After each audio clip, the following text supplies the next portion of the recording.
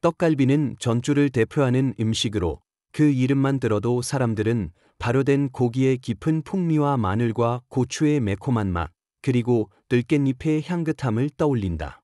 이 음식은 추석 명절의 풍성한 상차림이나 가족이 모이는 즐거운 자리, 혹은 소박한 시골 밥상에서 빠질 수 없는 맛이다. 하지만 만약 어느 날 그 익숙한 떡갈비에 더 진하고, 더 아삭하고, 더 달콤한 맛이 가문의 비법이 아니라 당신이 절대 다시는 어떤 음식도 먹지 못하게 만들 비밀에서 비롯된 것이라면 어떨까? 우리의 이야기는 전주에서 가장 오래되고 신뢰받는 떡갈비 생산지 김영자 할머니의 공방에서 시작된다. 김영자 할머니의 공방은 전주 시내의 큰 도로에 자리 잡고 있다. 이곳은 단순한 생산 공장이 아니라 품질이 상징이자 지역 내외의 많은 식당과 대리점들이 믿고 찾는 곳이다. 공방을 이끄는 이는 60세가 넘은 김영자 할머니로 엄격한 표정과 과묵한 성격을 가진 분이다. 하지만 그녀의 손에서 만들어지는 떡갈비는 지역에서 가장 맛있다고 소문난 작품이다. 공방은 할머니와 함께 그녀의 외아들 박민재가 관리한다. 30대 중반의 민재는 어머니와 달리 온화하고 부침성 있는 성격으로 주변 사람들에게 사랑받는다. 그는 아내 이수진을 무척 아낀다. 수진은 젊고 아름답고 현대적인 여성으로 공방에서 일하지 않고 온라인으로 독립적인 사업을 운영한다. 이 가족은 예보에서 보기에는 성공과 행복의 전형적인 모습으로 비친다.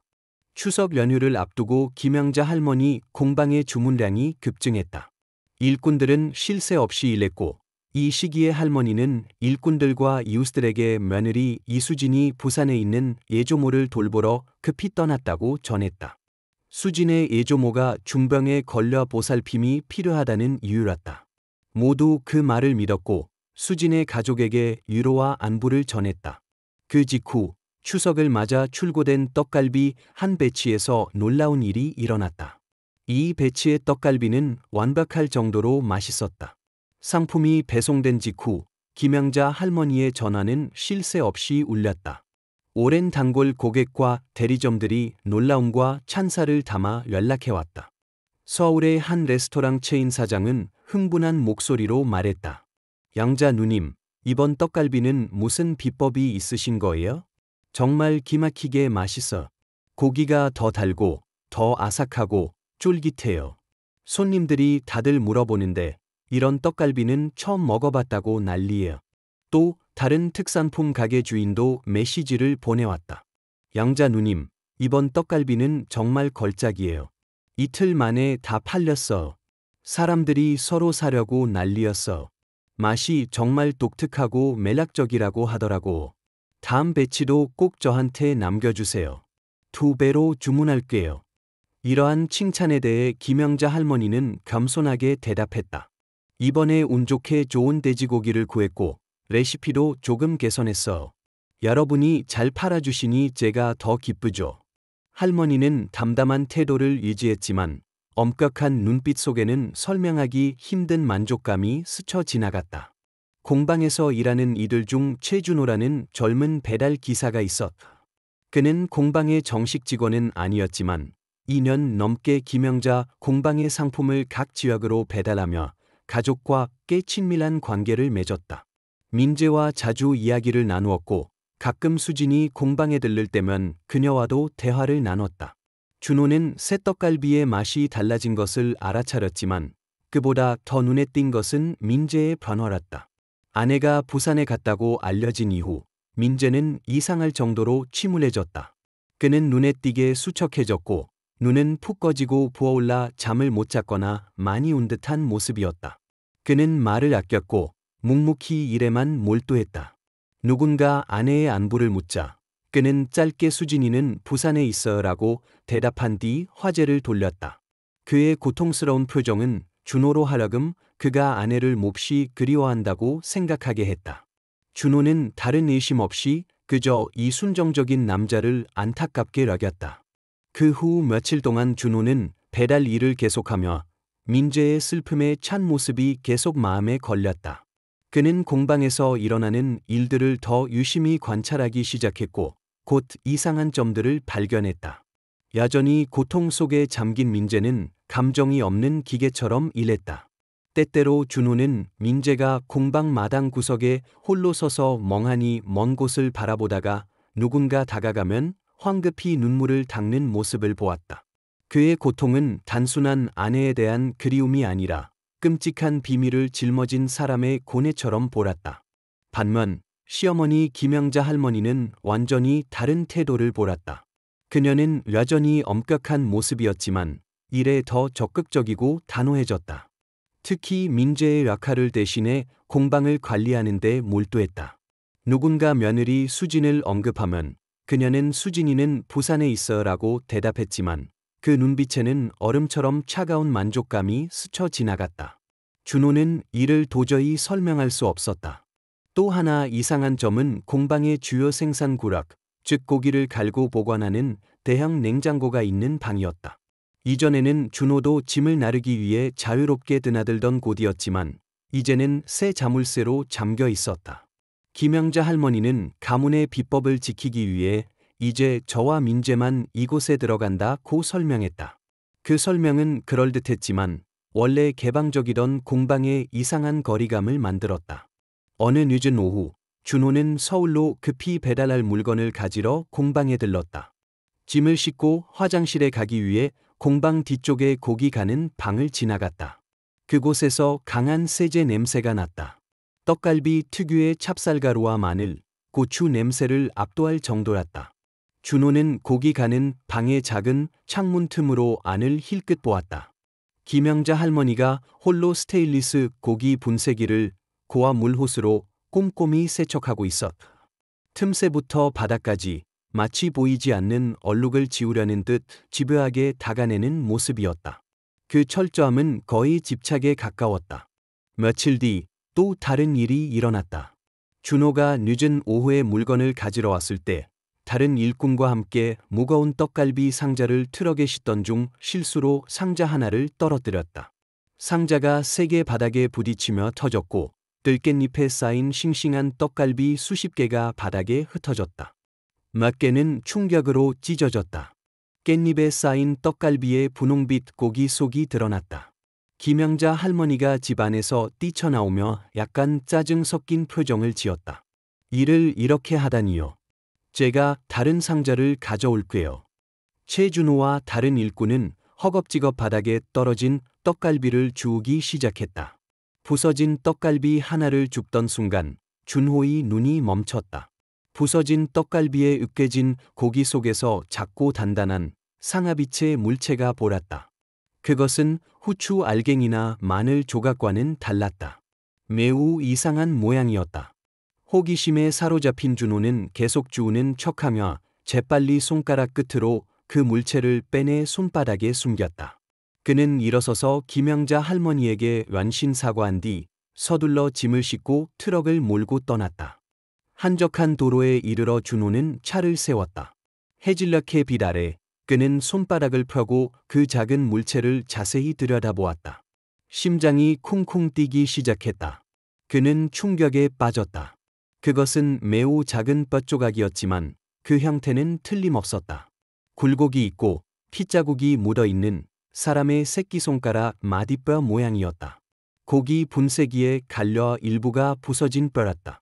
그 순간 준호의 머릿속에 한 장면이 번쩍 스쳤다. 공방에서 이수진을 마지막으로 보았던 때였다. 수진은 스마트폰을 만지작거리며 앉아 있었고 준호는 우란히 그녀의 손톱을 보았다. 그녀는 진주빛으로 반짝이는 세련되고 아름다운 매니큐어를 하고 있었다. 끔찍한 생각, 터무니없지만 논리적으로 무섭도록 연결되는 추측이 준호의 등골을 타고 흘렀다.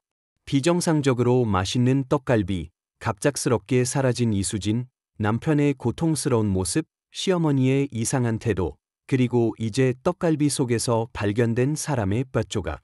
이 모든 것은 더 이상 우연이 아니었다. 준호는 트럭 운전석에 앉아 손바닥에 그 작은 뼈조각을 쥔 채 온몸이 차갑게 식었다. 가끔 즐겨 먹던 떡갈비의 맛이 목구멍에서 치밀어 올라 구락질나는 혐오감을 불러일으켰다. 그는 끔찍한 비밀, 상상조차 할 수 없는 범죄를 우연히 발견했다는 것을 깨달았다. 그는 뭔가를 해야 했다. 경찰에 신고해야 했다. 하지만 두려움이 밀려왔다. 그는 다른 지역에서 온 가난한 배달 기사일 뿐이었다. 김영자 할머니와 그녀의 가족은 이 지역에서 영향력 있는 사람들이다. 돈과 인맥이 있었다. 그가 나서서 고발한다면 누가 그의 말을 믿어줄까? 오히려 그들은 그가 터무니없는 누명을 씌웠다고 할지도 모른다. 만약 김영자 할머니가 이를 알게 된다면 분명 그와 그의 가족이 위험에 처할 것이다. 그런 천인공노할 짓을 저지른 사람이 증인을 살려둘 리 없었다. 밤새 잠을 이루지 못하고 고민한 끝에 준호는 결정을 내렸다. 침묵할 수는 없지만 자신을 보호해야 했다. 그는 익명으로 신고하기로 했다. 다음 날 아침, 그는 출근하지 않고 도시 예곽의 PC방에 갔다. 그는 조심스럽게 키보드를 두드리며 편지를 작성했다. 손으로 쓰지 않은 이유는 필적이 드러날까 두려웠기 때문이다. 편지에는 그가 지난 며칠간 보고 의심했던 모든 것을 상세하고 조리 있게 적었다. 이수진의 갑작스러운 실종, 김영자 할머니와 박민재의 상반된 이상한 태도, 고기 가는 방에 잠긴 문과 강한 세제 냄새, 그리고 무엇보다 부서진 떡갈비에서 발견한 사람의 손가락 마디뼈로 보이는 뼈조각에 대해 적었다. 그는 자신의 이름을 밝히지 않고 진실을 아는 사람이라는 서명만 남겼다. 편지를 작성한 후 그는 출력한 종이를 정통 종이 봉투에 넣었다. 작은 뼈조각은 꼼꼼히 비닐봉지에 싸서 봉투에 함께 넣었다. 그는 남원시 경찰서나 동네 파출소로 보내지 않았다. 정보가 새어나갈까 두려웠다. 그는 믿을 만한 유일한 곳, 북전라 경찰청 형사과장 강동현 대령의 사무실 주소를 찾아냈다. 강 대령은 청렴하고 여러 큰 사건을 해결한 유명한 수사관이었다. 며칠 뒤 익명 편지는 강동현 대령의 손에 들어갔다. 처음에는 발신자 없는 편지에 약간 회의적이었지만 봉투를 열어 내용을 읽고 동봉된 증거물, 작은 뼈조각을 본 순간 그의 표정이 심각해졌다. 편지의 내용은 상상조차 할 수 없는 시나리오를 그려냈다. 만약 사실이라면 전주뿐 아니라 전국을 뒤흔들 사건이었다. 강 대령은 즉시 긴급회의를 소집해 경찰청 지휘부에 보고했다. 같은 날, 그가 직접 지휘하는 특별수사팀이 구성되었다.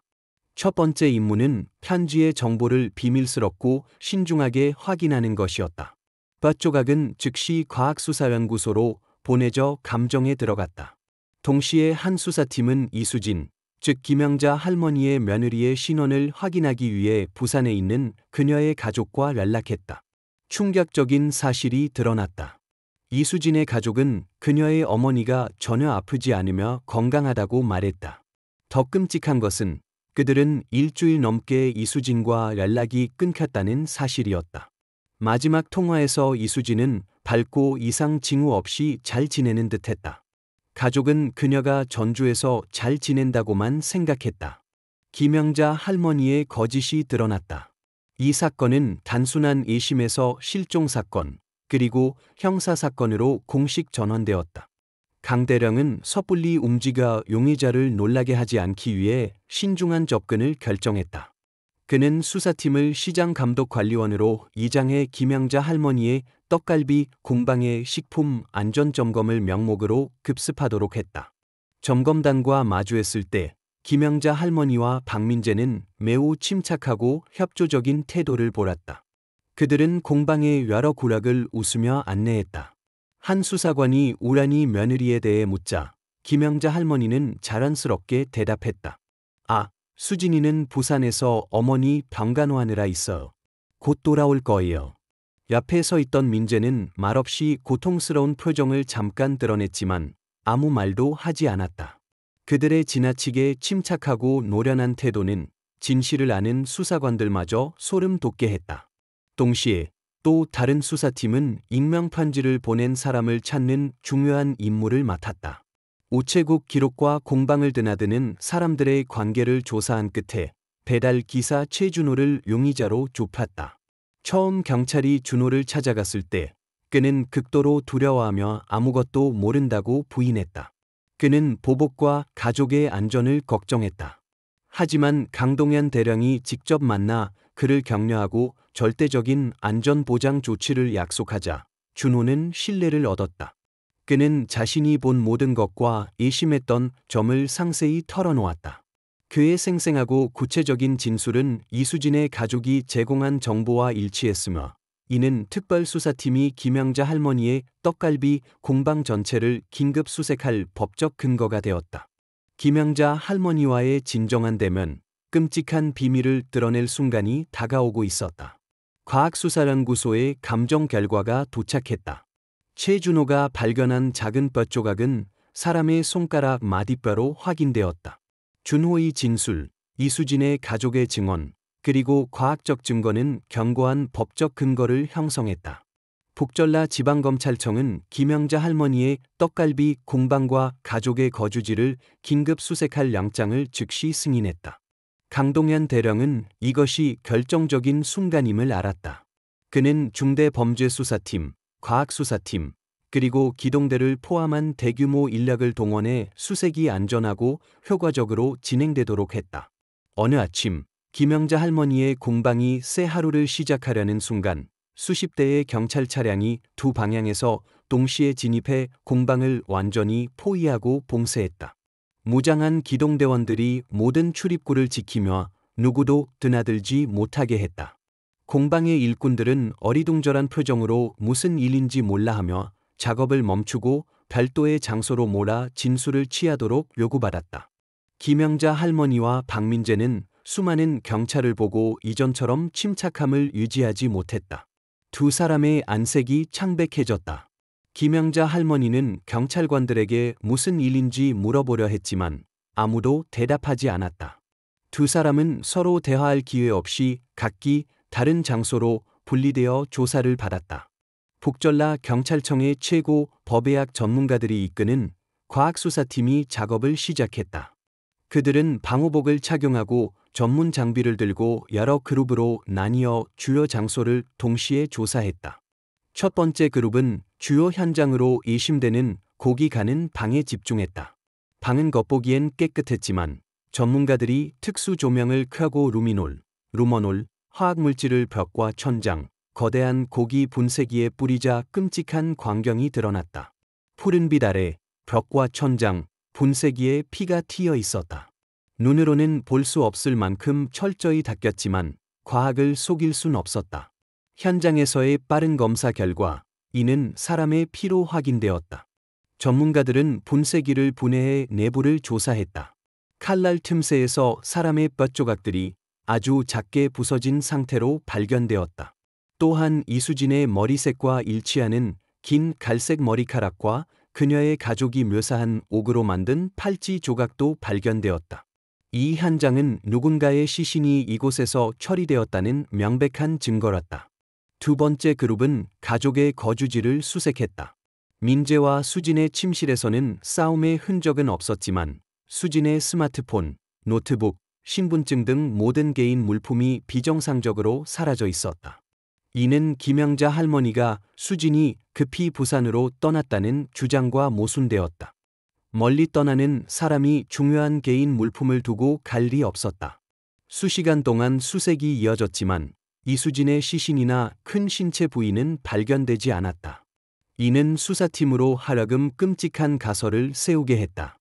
시신 전체가 분쇄되어 떡갈비에 섞였을 가능성이 있었다. 부인할 수 없는 증거들로 무장한 강동현 대령은 김영자 할머니와 직접 대면하기로 했다. 신문실에서 김영자 할머니는 처음엔 침묵했다. 평소의 온화한 표정은 사라지고 냉혹하고 체념한 모습만 남았다. 강 대령은 현장에서 찍은 사진들을 책상에 올려놓으며 물었다. 고기 가는 방에 있는 사람의 피와 이빨 조각들을 어떻게 설명하시겠습니까? 김영자 할머니는 사진들을 바라보며 길게 한숨을 내쉬었다. 어깨가 축 늘어졌다. 그녀는 모든 것이 끝났음을 알았다. 눈물이 주름진 얼굴을 타고 흘렀다. 그녀는 비극적인 이야기를 털어놓기 시작했다.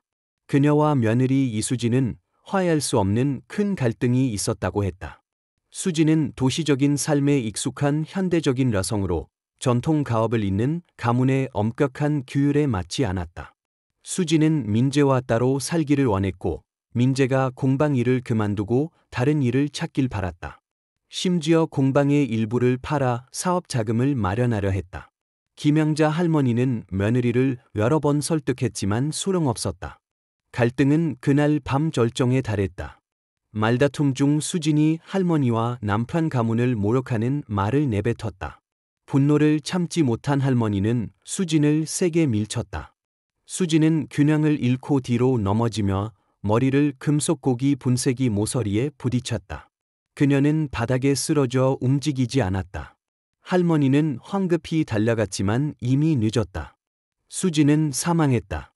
너무 겁에 질린 나머지 애아들 민재가 연루될까 두려웠던 할머니는 혼자서 범죄를 은폐하기로 했다. 그녀는 수진의 시신을 분쇄기로 처리할 생각을 떠올렸다. 그날 밤 그녀는 모든 일을 혼자 처리했다고 했다. 처리가 끝난 뒤 민재에게는 수진이 부산으로 돌아갔다고 거짓말을 했다. 할머니는 민재가 전혀 모르고 있으며 무죄라고 단언했다. 김영자 할머니의 자백은 매우 성실해 보였다. 아들을 지키기 위해 끔찍한 일을 저지른 어머니의 이야기였다. 자백은 모두 기록되었고 이론적으로 사건은 해결된 듯했다. 범인이 범행을 인정했고 현장과 범행 방식도 명확해졌다. 그러나 특별수사팀 회의실의 분위기는 전혀 가볍지 않았다. 강동현 대령은 말없이 앉아 깊은 눈빛으로 화이트보드에 체계적으로 정리된 사건의 세부 사항들을 바라보았다. 김영자 할머니의 자백은 매우 그럴싸했다. 시어머니와 며느리의 갈등, 격렬한 말다툼, 우발적인 밀침으로 인한 사망, 그리고 애아들을 지키기 위한 공황 속의 증거인멸. 모든 것이 일반적인 심리적 전개와 맞아떨어졌다. 하지만 단 한 가지 세부사항이 강 대령과 경험 많은 수사관들을 불안하게 했다. 바로 증거인멸 방식이었다. 60세가 넘은 여성이 아무리 화가 나거나 공황 상태에 빠졌다 해도 혼자서 시신을 분해하고 공업용 분쇄기로 갈아버리는 잔인하고 체계적인 행동을 하기란 어려웠다. 이는 극도로 냉혹한 심리와 상당한 체력을 요구했다. 게다가 시신을 떡갈비에 섞어 은폐한다는 발상은 공황 속에서 즉흥적으로 떠오른 생각이 아니었다. 그것은 모든 흔적을 철저히 지우기 위해 사전에 치밀하게 계획된 것처럼 보였다. 강동현 대령은 김영자 할머니가 범죄의 일부일 수는 있지만 혼자서 모든 것을 저지른 유일한 인물은 아니라고 판단했다. 그녀가 모든 죄를 뒤집어 쓴 자백은 진심 어린 참회가 아니라 누군가를 감추기 위한 마지막 노력처럼 보였다. 그리고 그 누군가는 다름 아닌 그녀의 아들 박민재였다. 새로운 수사 방향이 열렸다. 현장에만 집중하던 수사팀은 김영자 할머니 가족의 재정 상황과 관계를 깊이 파고들기 시작했다. 한 수사팀은 김영자 할머니, 박민재, 그리고 피해자 이수진의 은행 계좌, 대출, 사업 활동을 전면 재검토하도록 배정되었다. 초기 결과에 따르면 김영자 할머니의 떡갈비 공방은 여전히 잘 운영되고 있으며 부채의 흔적은 없었다. 하지만 박민재의 개인 재정 상황을 조사하자 수사관들은 여러 이상 징후를 발견했다. 민재는 어머니를 도와 공방을 관리하는 것 외에부에서 몇 가지 투자와 사업을 하고 있었다. 그런데 이 모든 사업이 심각한 손실을 보고 있었다. 그는 여러 출처에서 심지어 사채업자들에게까지 총 수십억 원에 달하는 빚을 지고 있었다. 이는 민재가 극심한 재정적 압박을 받고 있었다는 것을 보여주었고 잠재적인 범죄 동기를 드러냈다. 수사관들은 민재의 지난 2년간 정기 지출 내역을 조사했고 한 가지 중요한 단서를 발견했다. 그는 분기마다 대형 생명보험 회사에 큰 금액을 지불하고 있었다. 직업적 직감에 따라 수사관들은 이 단서가 중요하다고 판단했다. 그들은 즉시 해당 보험회사에 공문을 보내 박민재와 관련된 계약 정보를 요청했다. 며칠 뒤 보험회사에서 보내온 정보는 사건의 전개를 완전히 바꿨다. 기록에 따르면 약 1년 전 박민재는 아내 이수진을 위해 생명보험 계약을 체결했다. 특이한 점은 이 계약의 보험금이 무려 100억 원에 달한다는 것이었다. 그리고 보험 수익자란에는 이수진이 사망할 경우 유일한 수익자로 박민재의 이름이 명확히 적혀 있었다. 이 발견은 수사팀의 발악과 같은 충격을 주었다. 사건의 동기는 더 이상 시어머니와 며느리의 갈등이 아니었다. 이는 거액의 보험금을 노린 계획적인 살인 음모였다. 1년 전 보험 계약을 체결한 것은 이 계획이 즉흥적인 행동이 아니라 오랫동안 준비되고 계산된 것임을 보여주었다. 김영자 할머니의 자백은 이제 그 본질이 완전히 드러났다. 그것은 치밀하게 짜인 연극이었다. 그녀는 참회하기 위해 죄를 인정한 것이 아니라 아들을 위해 죄를 뒤집어쓰려 했다. 그녀는 나이든 어머니가 분노 속에서 저지른 우발적 범죄로 가벼운 처벌을 받거나 적어도 최고 형량을 피할 수 있기를 바랐다.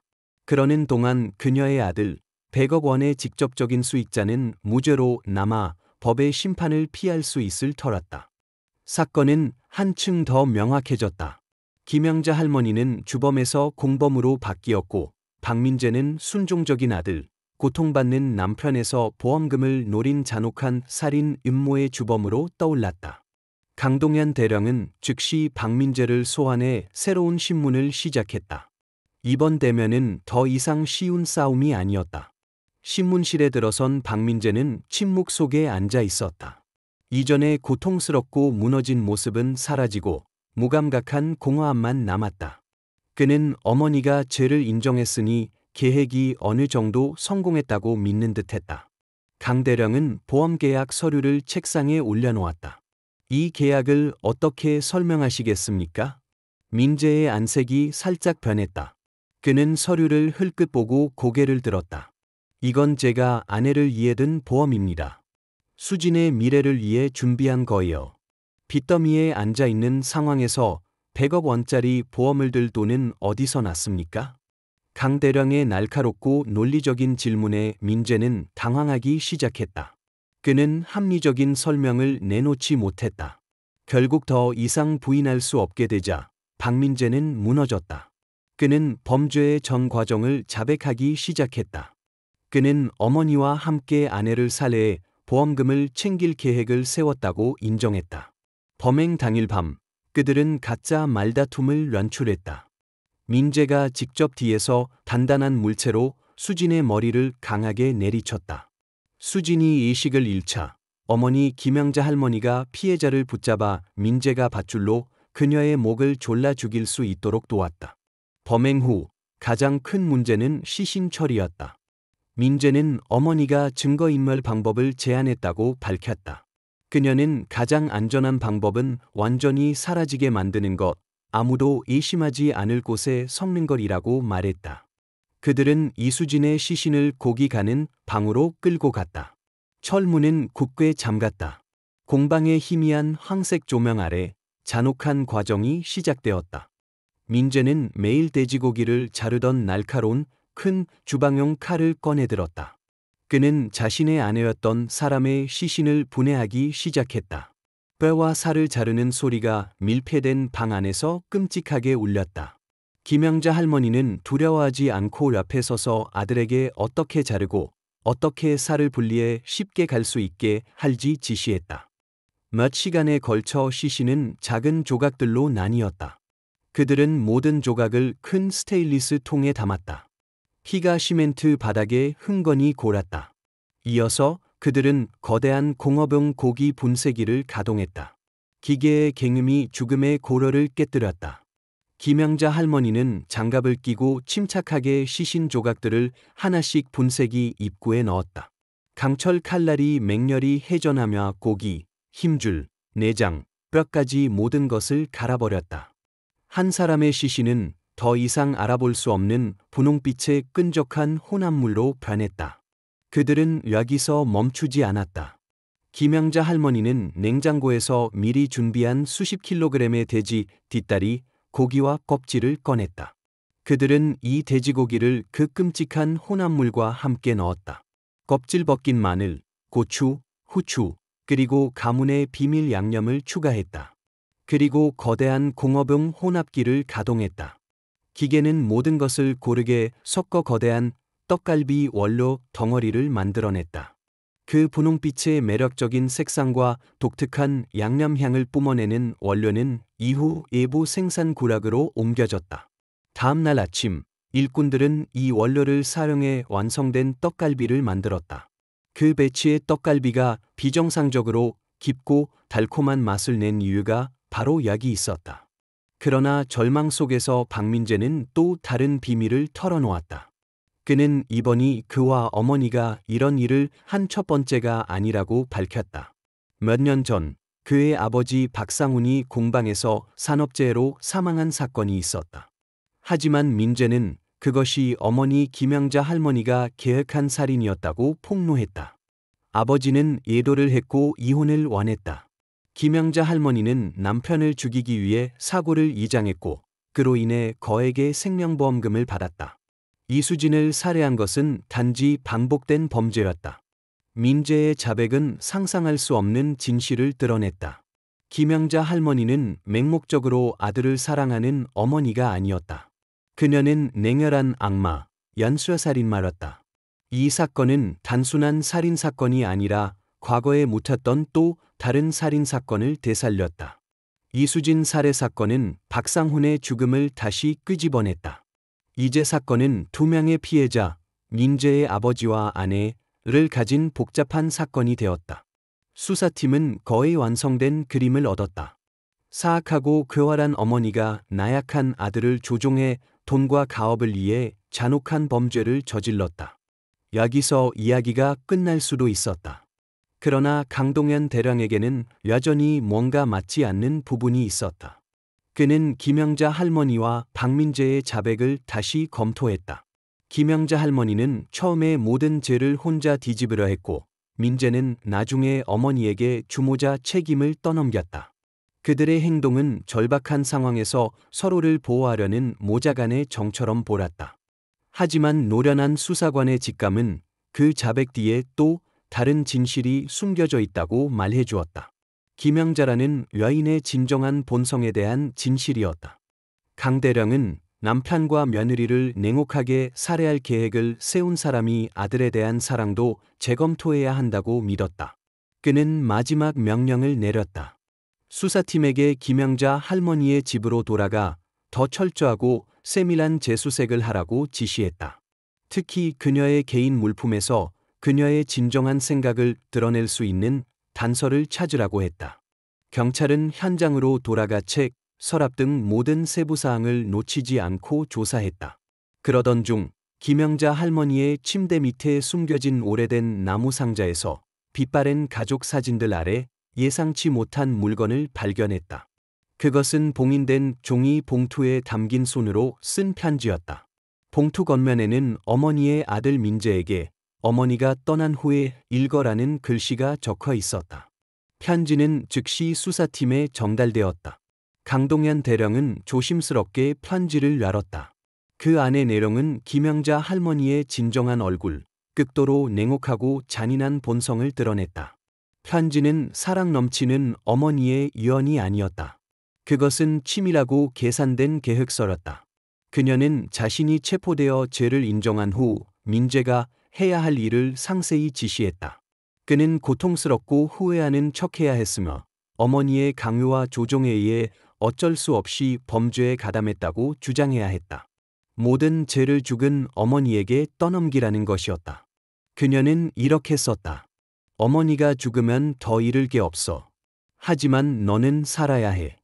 그녀는 민재가 100억 원의 보험금을 합법적으로 받을 수 있는 방법과 최고의 변호사를 고용해 가장 가벼운 형을 받도록 로비하는 방법을 구체적으로 알려주었다. 그리고 편지 마지막 부분에서 그녀는 진정한 동기를 밝혔다. 그것은 맹목적인 모성애가 아니었다. 그녀는 이렇게 썼다. 너희 아버지는 가업을 망치려 했어. 너희 아내는 독사 같은 여자였지. 그들은 내가 평생 쌓아온 이 가업을 무너뜨리려 했어. 내가 이 모든 일을 한 건 너 때문만이 아니라 이 떡갈비 공방을 지키기 위해서야. 이건 내 심혈, 내 생명이다. 감옥에서 나오면 이 공방을 맡아서 더 크게 키워야 해. 어머니 말을 명심해. 가족은 일시적이야. 이 가업이 영원하다. 이 편지는 가장 결정적인 증거였다. 김영자 할머니는 아들을 사랑하지 않았다. 그녀는 그를 도구, 자신의 제국을 이어갈 상속인으로 보았다. 그녀는 남편, 며느리, 심지어 자신까지 희생하며 가업과 재산을 지켰다. 신문실에서 이 편지를 마주한 김영자 할머니는 더 이상 울거나 연극을 하지 않았다. 그녀의 얼굴은 감정 없는 냉혹함으로 변했다. 그녀는 편지를 보고 차갑게 미소 지었다. 그 미소는 그녀의 마지막 가면이 벗겨진 순간이었다. 모성애로 이장된 순수한 악이 마침내 빛 아래 드러났다. 이 유서 편지는 가족 비극 속 모든 인물의 본성을 적나라하게 드러내는 최종 증거였다. 김영자 할머니의 떡갈비 공방 살인 사건은 명확한 결론으로 마무리되었다. 김영자 할머니와 박민재의 재판은 그 잔혹성과 비인간적인 음모로 인해 여론을 충격에 빠뜨렸다. 법정에서 김영자 할머니는 전혀 후회하지 않았다. 그녀는 담담히 검찰의 공소장을 들었다. 재판부는 그녀의 행위를 극도로 잔인하고 비인간적이라 판단했다. 그녀는 가장 사랑하는 남편과 며느리를 탐욕과 이기심으로 살해한 절대적 주모자였다. 재판부는 김영자 피고에게 최고 형벌인 사형을 선고했다. 박민재, 아버지와 아내를 어머니의 지시에 따라 직접 살해한 아들은 가장 엄중한 처벌을 받았다. 그가 조종당했다는 점이 인정되었지만 그의 잔혹하고 비인간적인 행위는 용서받을 수 없었다. 재판부는 박민재 피고에게도 사형을 선고했다. 판결이 선고되고 정의가 구현되었다. 그러나 이 비극은 영원히 사람들의 기억에 남을 것이다. 전주의 유명한 전통가업, 김영자 할머니의 떡갈비 공방은 완전히 무너졌다. 집과 공방은 봉인되었고 도시 한복판의 어두운 흉터로 남았다. 사람의 떡갈비 이야기는 도시 전설로 탐욕과 이기심이 인도를 잃을 때 얼마나 무서운 결과를 낳는지 경고하는 이야기로 전해졌다. 이 끔찍한 이야기는 가장 엄중한 판결로 끝났다. 하지만 우리에게 많은 질문과 성찰을 남겼다. 잔혹한 주모자인 어머니와 아내를 직접 살해한 아들, 과연 누가 진정한 악의 화신일까? 가족애라는 이름 아래 저질러진 범죄에 한계가 있을까? 여러분의 생각과 의견을 아래 댓글로 남겨주세요. 이 이야기를 끝까지 따라주신 여러분께 감사드립니다. 더 많은 이야기를 놓치지 않으려면 채널 구독과 알림 설정을 잊지 마세요. 안녕하세요. 다음에 다시 만나요.